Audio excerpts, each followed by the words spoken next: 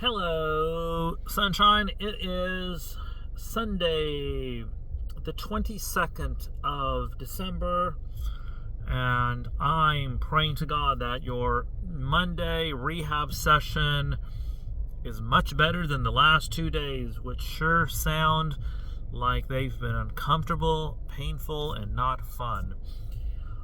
I'm hoping that whatever level of pain you've been enduring post medicine, surgery medicine, anesthesia, hopefully the pain is going down in some way, but I realize as you're having to move muscles that need to relearn how to move in a certain way, that's not fun or either.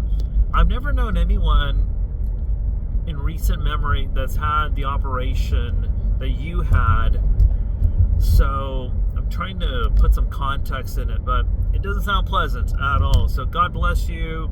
I'm happy your 2 daughters are helping you out in this process, which I'm sure is not fun at all. Well, I worked today at my mom's shop, sold $400 worth of merchandise. It wasn't that busy, but it was so busy that I could not even walk away to grab something to eat. And so I just left the hospital. My dad's running 102 fever.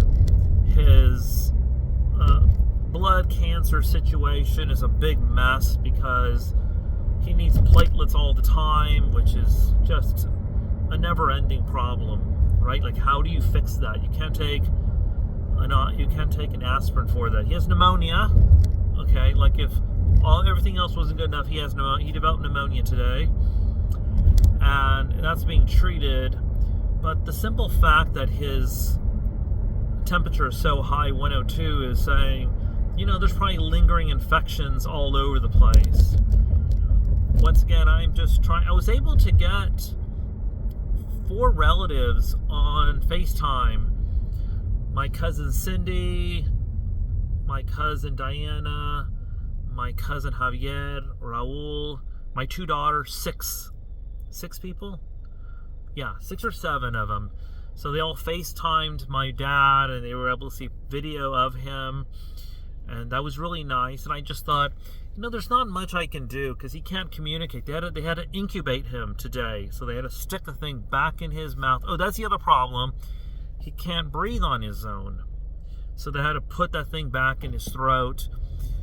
It's such a same challenging story, which is, at what point do you say enough is enough is enough? I don't know. I still go back to that. I know I've been singing that same song for days, but my brother's saying, well, we're hoping to take him to a lower level of ICU, and maybe we can get him out of here to an assisted living. And I'm thinking, you can't buy platelets at the HEB, right? I mean, if you have a blood cancer, it's affecting your red blood cells, white blood cells, your platelet level, and I'm trying to be a realist about this. So that's the story. Well, tomorrow's Monday. My office, I'm always working, right? So my office is going to be open. I've worked on a lot of files this past Friday. So I went back to the office, really hustled, and I mailed out 2 invoices. And I'm hoping they send me checks sooner than later. And what else? Well,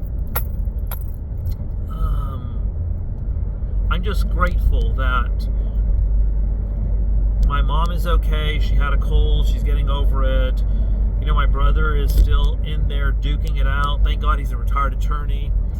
And I'm tired of seeing my father tired. I'm tired of seeing my mom tired. And there's so many life lessons that I'm pulling from this situation.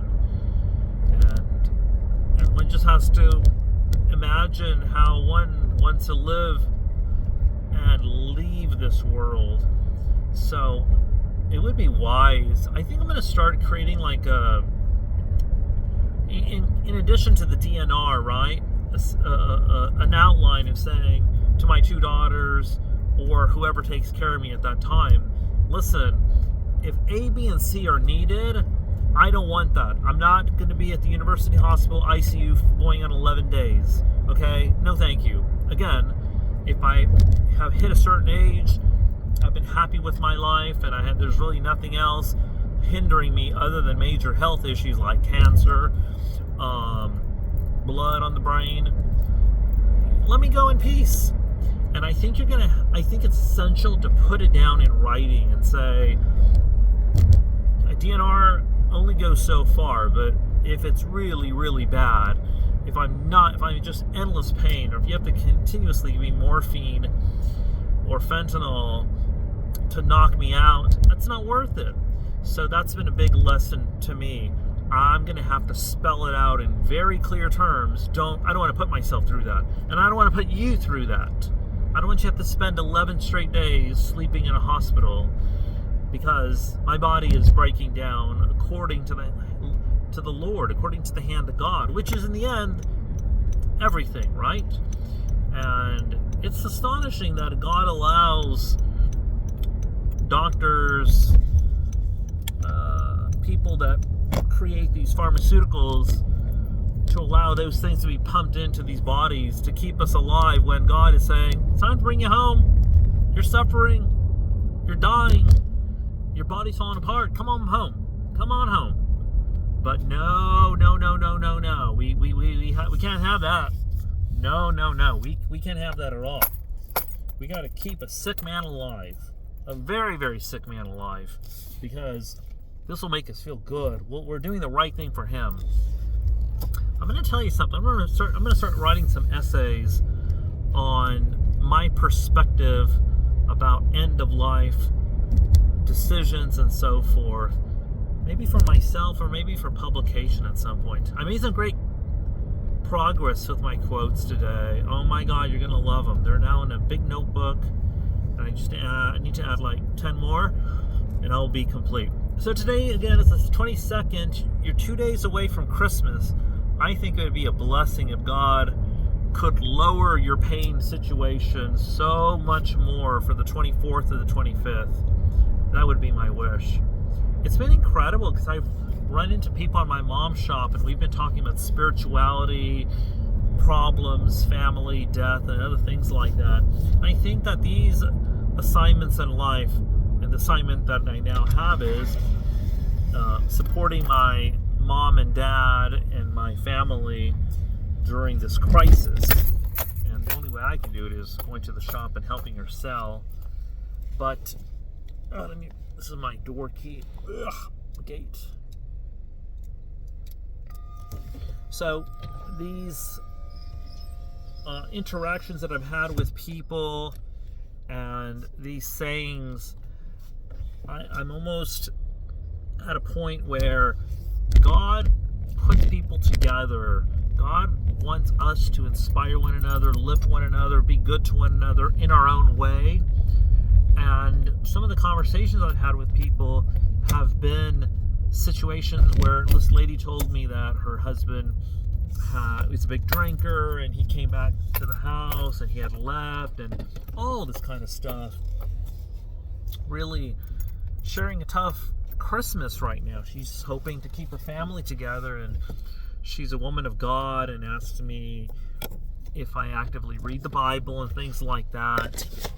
And the whole point of what I'm telling you is that I think it's in times like these that we have to find ways, or maybe God puts us in situations where we can possibly guide, help, and inspire others in our own individual time of need. So here I am, Ay Casita. There you go. You've seen this one the other day. It's going to be incredible to determine when you actually watch this. I'm going to take a guess right now. It's going to be January the 7th to the 9th. And knowing you, because you know me, say, Joe, why'd you put all these videos in here? There's too many. So I'm trying to not make them long, right?